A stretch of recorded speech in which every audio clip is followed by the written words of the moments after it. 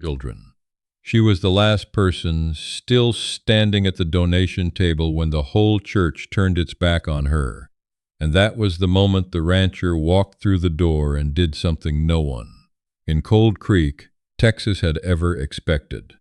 The September heat had not yet broken, even with the sun sitting low behind the limestone bluffs that ringed the town. Children.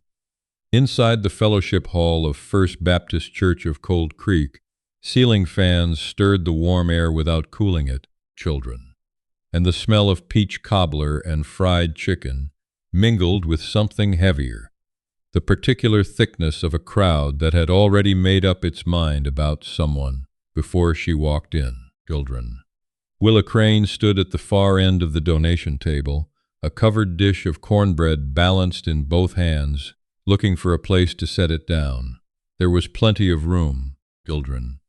The long oak table could have held twice what was already on it, but every woman she approached shifted her casserole dish slightly, closing the gap until Willa understood that there was no space for her. Children. She was 24 years old. She had lived in Cold Creek her entire life, and for the past 4 months, children, since her brother Devin had vanished with nearly $6,000 from the Cold Creek Farmers Cooperative treasury, she had become the town's most convenient target. Children. Nobody said it plainly. That was the particular cruelty of a small town. They never said things plainly. Instead, it was the way Patsy Mercer's eyes slid away when Willa walked into the post office. Children. The way Reverend Hollis smiled at her with his mouth, while his eyes stayed cold and assessing. The way her name was said with that slight pause before it. Children. As though people were deciding in real time how much courtesy she deserved. Children. Devin Crane had been the bookkeeper for the cooperative for 3 years. He was 27, cheerful, and trusted to the point of carelessness. Then, on a Tuesday morning in May, he was simply gone. Children. His truck was found abandoned on the highway outside of Abilene. The cooperative's operating account had been drained. Children. Sheriff Dale Murchison launched a search that turned up nothing but a scuffed boot print and a rumor that Devin had been seen buying a bus ticket at a gas station 60 miles east. Children. The town decided what had happened before the investigation was finished, and when they were done deciding about Devin, they turned their verdict on Willa. She had not taken a penny, she had not known a thing, but she shared his last name and the same set of dark eyes, and in Cold Creek, that was enough to make her guilty by proximity. Children. Willa had spent those 4 months working double shifts at Halbert's Feed and Supply, paying down the debts Devin had left in his wake, telling herself she just had to endure.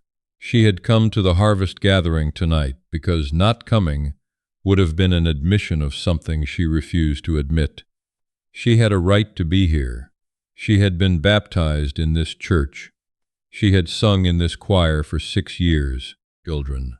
She set the cornbread down at the very end of the table, in the only gap she could find, between a pan of baked beans and the table leg. No one acknowledged it. No one thanked her for bringing it. Children. She found a seat at the long folding table nearest the side door, as far from the center as possible, and sat down with a plate she had filled quickly, keeping her eyes low. Around her, children. Conversations bloomed and crossed, and none of them included her. Children. The woman to her left, Helen Pruitt, physically angled her body away with the smooth efficiency of someone who had practiced the motion. Willa stared at her plate. She was not going to cry. Children. She had made herself that promise in the parking lot, and she intended to keep it. Then the side door opened. The conversations did not stop up gradually. They stopped the way a radio cuts out. All at once, children. With a sharp silence that felt louder than the noise that preceded it. Children. Nate Aldridge stood in the doorway. Most people in Cold Creek knew of him the way they knew of weather systems, by reputation and from a distance. Children.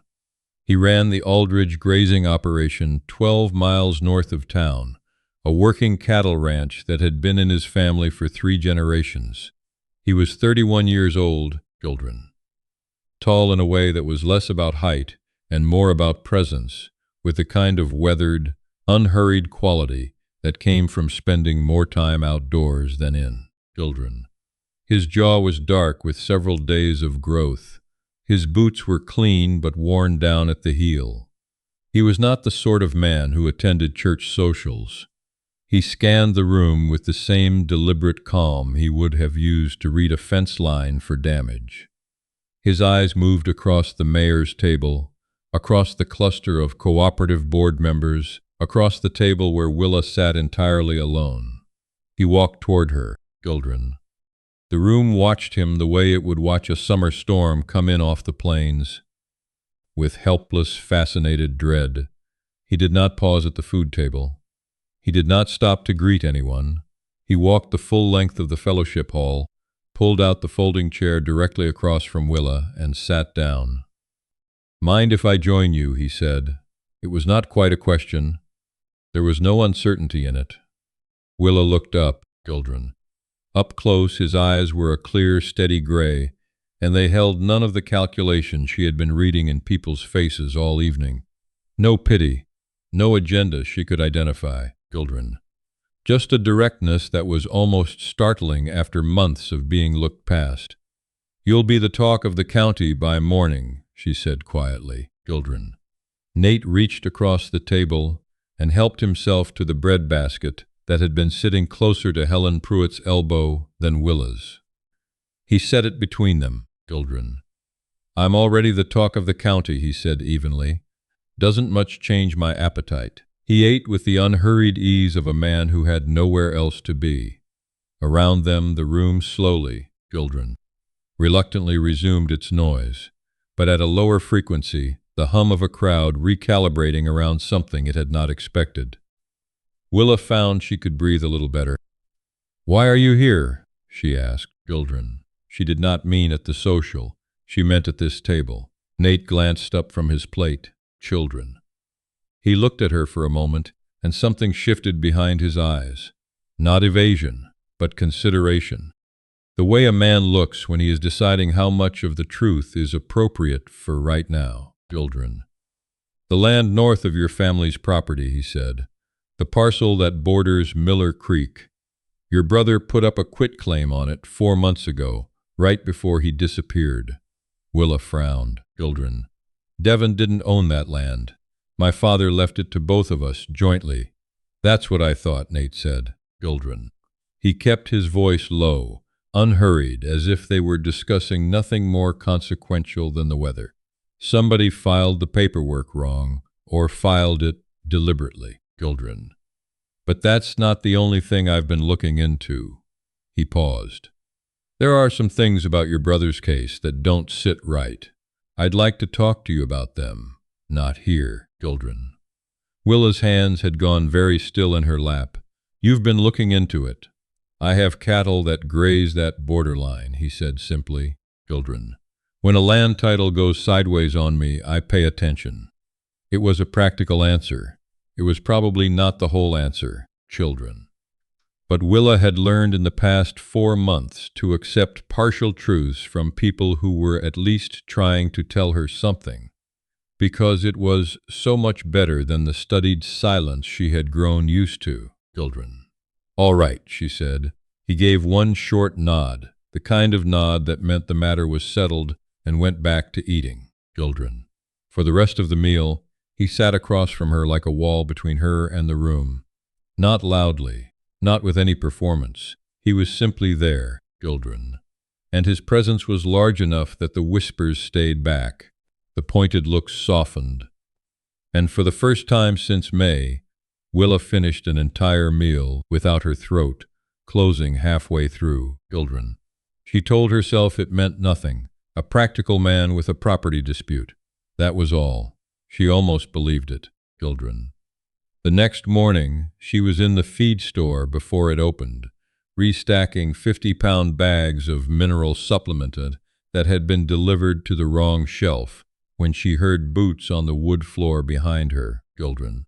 Nate Aldridge was standing inside the door with 2 paper cups of coffee from the diner across the street. He held one out. "I thought we'd talk in here," he said. "Fewer ears than a diner, children." Willa set down the bag she was holding. "Children. Halbert opens in 20 minutes. I'll be done in 15. He set the coffee on the counter and pulled a folded envelope from the inside pocket of his jacket. "About 6 weeks after your brother disappeared, children, I was doing a fencing survey out on the north pasture. There's a dry creek bed that cuts across the corner of my land and yours. I found something in the cut bank where the water had eroded the soil, children." He opened the envelope and laid a photograph on the counter, a tin box, children. "Buried, but not deep enough for the water level we had this spring." Willa looked at the photograph. It showed a rusted rectangular tin, the kind that might have once held tobacco, children, lying on its side in the crumbling red soil of a creek bank. Its lid was open. Inside, visible even in the photograph, was a folded piece of paper. "I know I should have taken it straight to Murchison, children," Nate said. "I didn't because of what was written on it." He laid a second photograph beside the first, children. This one was a close-up of the paper, unfolded. The handwriting was tight and slanted, written in ballpoint pen in obvious haste. Willa recognized the handwriting before she registered the words, children. It was Devon's. Her eyes moved down the page. The words were unsteady, rushed, some of them smeared as if written in rain or with wet hands. But they were legible. "If someone finds this, children, my name is Devon Crane. I am the bookkeeper for Cold Creek Farmers Cooperative. I did not take the money, children." The transfer was authorized by Cooperative Board Chairman Arlen Goss and countersigned by Sheriff Dale Murchison. "I have the original transfer receipt. I made a copy and I hid it, children. I am writing this because I think they know I have it, and I don't think I'm going to make it back to town. If I'm wrong, I'll come back and dig this up myself, children. If you're reading this and I haven't come back, my sister is Willa Crane. Please help her." The paper slipped from Willa's fingers, children. She pressed both hands flat on the counter to keep herself upright. "Erlen Goss," she said. The words came out barely above a breath, children. Arlen Goss had been leading the weekly prayer vigil for the cooperative victims. He had given a speech at the 4th of July picnic about accountability and community trust, children. He had shaken Willa's hand at her father's funeral 2 years ago and told her that Cold Creek looked out for its own. "And Murchison," Nate said, his voice flat and careful, children. Willa looked up at him. "Devon didn't run. I don't think he ran." The silence between them stretched out and filled the room. "Where is he?" she asked. Nate's jaw tightened, children. It was the only break in his composure, but it told her everything. "I don't know. But there's a second piece to this." He reached into the envelope again and produced a single receipt, a scan, children. Not an original, but clear enough to read. A wire transfer authorization. Cold Creek Farmers Cooperative Operating Fund, children. Transfer of $5,900. Destination accounts in 2 names. A.J. Goss and D.W. Murchison. Date, May 6th, 9 days before Devon was reported missing. At the bottom, children. Counter-signature in Devon's handwriting, not authorizing the transfer, but flagging it. 2 words circled in red pen, unauthorized, disputed. "He tried to contest it through the books," Nate said, children. "And they found out." Willa's legs were not entirely steady, children. She pulled the stool from behind the counter and sat down on it. She was not going to fall apart. She could fall apart later, alone, when this mattered less than figuring out what to do, children. "We can't go to Murchison," she said, because that was the first clear thought. "No, the county attorney reports to the same board that Goss chairs. Yes, so we need federal." She thought about it, children. The nearest FBI field office was in San Antonio, children. A Texas Ranger station sat in the district that covered their county, but she had no idea whether those lines ran clean or whether Murchison had reached there too. Texas Rangers? Children. I made a quiet call 2 days ago, Nate said. Ranger Lieutenant Sella Voss out of the Midland Company. She's been looking into cooperative irregularities in 3 counties, Children. Our situation fits a pattern she's already tracking. Willa stared at him. Children. You've been working on this for weeks, since I found the tin box. He picked up his coffee cup. I didn't bring it to you sooner, because I wasn't sure what I had, Children, and I didn't want to raise your hopes and then have it fall apart. He paused. I also didn't know if you were safe to tell. You thought I might be involved. I had to consider it. He said it without apology, Children, but also without cruelty. You're not. I've been certain of that for about 3 weeks. Willa exhaled slowly. Children. Outside, the first car of the morning was pulling into the gravel lot. Mr. Halbert would be here soon. What do we do now? She asked. Ranger Voss is coming to Cold Creek tomorrow. She wants the photographs, Children, the scan of the receipt, and a recorded statement from you about your brother's employment and the timeline. After that, it moves out of our hands. He looked at her steadily. But between now and then, Children, I need you to act like nothing has changed. Go to work, go home, Children. Don't call anyone about this in Goss and Murchison. They don't know what I found. They probably think it's still buried out there. A hard, quiet certainty moved through his expression. Children. Let them think that. Willa nodded. She looked down at the photograph of the note in her brother's handwriting. Please help her. He knew they were coming for him, she said. He did. Nate's voice dropped. Children. And he still took the time to write that. She did not cry, but it was close. Children. Murchison came to see her that afternoon. She was stacking fence posts in the yard behind the store when she heard his cruiser pull up to the curb out front. She heard him come through the store, Children, heard him exchange a few words with Mr. Halbert, heard the back door open. She kept stacking. Willa. Murchison was a stocky man in his 50s, Children, with a silver star on a pressed uniform shirt and the particular ease of authority that comes from never having been seriously challenged. Children. He had friendly eyes. She had always noticed that about him. Friendly eyes and nothing behind them. Got a minute? Busy, she said. I heard you had company at the social last night. Children. He leaned one shoulder against the doorframe. Nate Aldridge. That's an interesting friendship. He sat down, Willa said. There was an empty seat. Murchison watched her stack the posts. Children. Word is Aldridge has been out riding your property line a fair bit. Children. Doing some kind of survey, folks say. He has grazing rights on the north pasture, she said. That's a matter of public record. Sure, Children. He pushed off from the doorframe and took a couple of steps into the yard. Willa, I want you to know that as far as this office is concerned, you are not under any suspicion, Children. What your brother did was not your doing. I know that, she said. Good. He paused. So there's no reason for you to be stirring up any old questions. The case is what it is, Children. Your brother took money that wasn't his and he ran. Painful truth, but it's the truth, Children. The best thing you can do for yourself and your standing in this community is to stop associating with people who might give folks the wrong idea, and to let the investigation rest where it is, Children. Willa set down the last post and looked at him directly for the first time. She kept her face very still. Thank you for your concern, Sheriff, she said. Something moved behind his friendly eyes. Children, a recalibration. Children. Take care of yourself, he said, and left. Willa waited until she heard his cruiser pull away. Then she went inside, told Mr. Halbert she needed to make a call, stepped into the back office, and called Nate. Children. He came to see me, she said when he picked up. A brief silence. What did he say?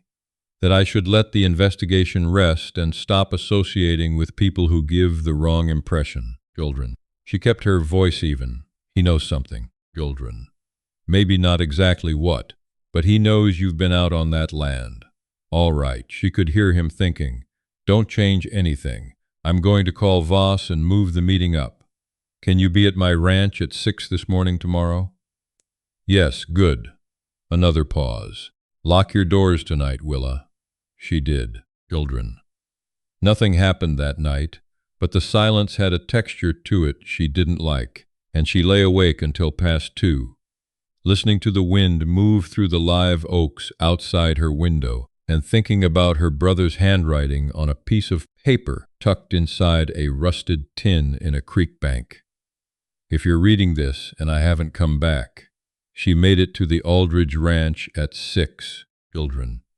Ranger Lieutenant Sella Voss was already there, a lean, composed woman in her late 40s with a silver badge and the kind of listening stillness that made you want to be precise, children. Willa gave her statement at the kitchen table, walking through the timeline of Devon's employment, the cooperative structure, the names of every board member she could recall.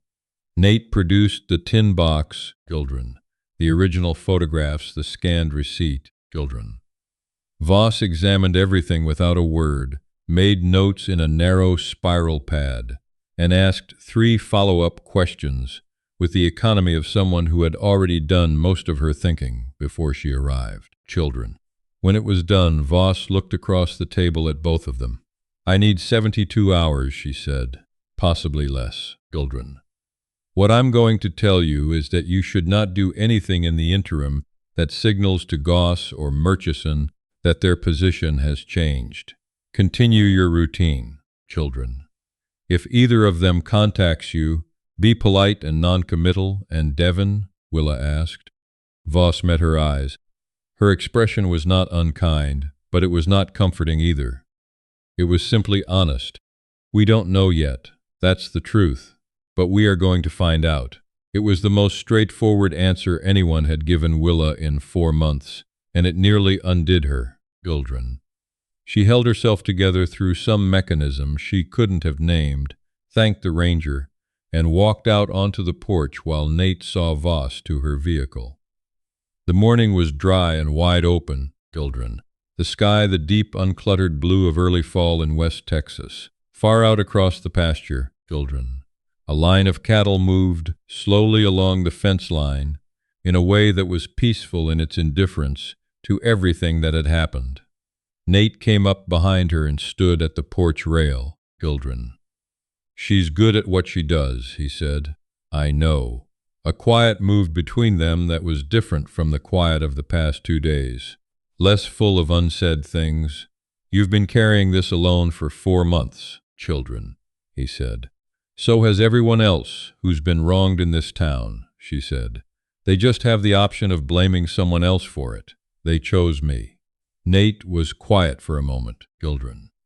I saw you at the social last spring, he said, before everything happened, children. You were helping set up the tables. You were laughing with somebody. I don't remember who.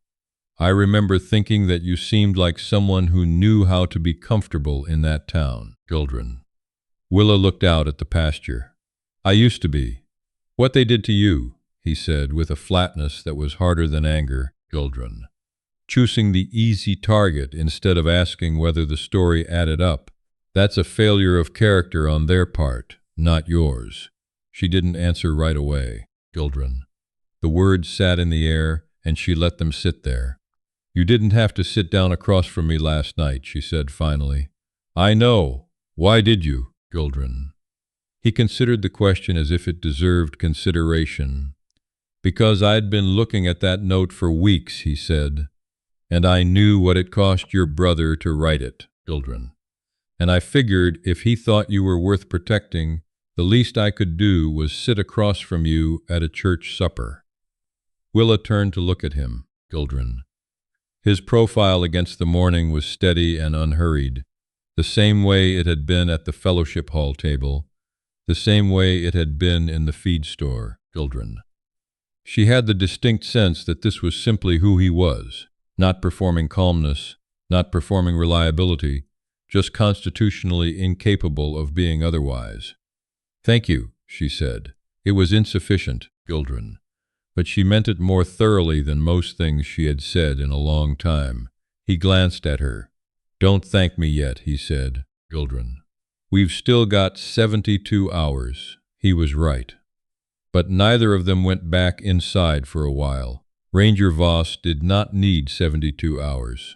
41 hours after she left the Aldridge ranch, on a Thursday morning when the temperature was already climbing toward 90 by 8 a.m., 3 rangers arrived in Cold Creek in unmarked vehicles. Children. Arlen Goss was arrested at his office at the Cooperative building on Main Street, where he was in the middle of signing off on the agenda for the next board meeting. He did not go quietly, but he went. Sheriff Murchison was arrested in his own cruiser on the highway outside of town, running towards something or away from it. The reports varied. Children. His deputy, a 26-year-old named Owen Spears, who had been growing visibly uncomfortable with his boss for weeks, opened the car door for the Rangers and stood aside. The wire transfers were traced. Children. 2 sets of private accounts in Abilene, opened under slightly altered names, but linking back through a chain that Voss's team unpacked in the time it had taken Willa to get 2 nights of bad sleep. Children. The original transfer receipts were recovered from a lockbox in Goss's office. Children. The official investigation report, which Murchison had controlled and sanitized, was pulled and corrected. Devin Crane had not run. He had driven toward Abilene the night they confronted him, trying to reach the FBI field office before they could stop him. His truck had broken down. Children. He had been taken off the highway, held for 2 weeks in a hunting cabin on property owned by a friend of Goss's. Children. And then released across the county line into Nolan County with a warning that made the kind of threat no one writes down. He had stayed away because they told him what they'd do to Willa if he came back. Children. He had not known how to get word to her without endangering her. He had been living in a motel in Sweetwater, working at a salvage yard, for 4 months. He came home on a Friday. Children. Willa met him at the county line. She didn't trust herself to wait at the house. She stood beside her truck on the gravel shoulder as his borrowed car pulled up. Children. And when he got out, she did not say anything at all for a while, just held on. The town had opinions, as towns do. Some people came with apologies and casseroles. Children. The same currency they had used to signal judgment now repurposed to signal remorse. Willa accepted some of it for Devin's sake. She did not perform gratitude she didn't feel. Children.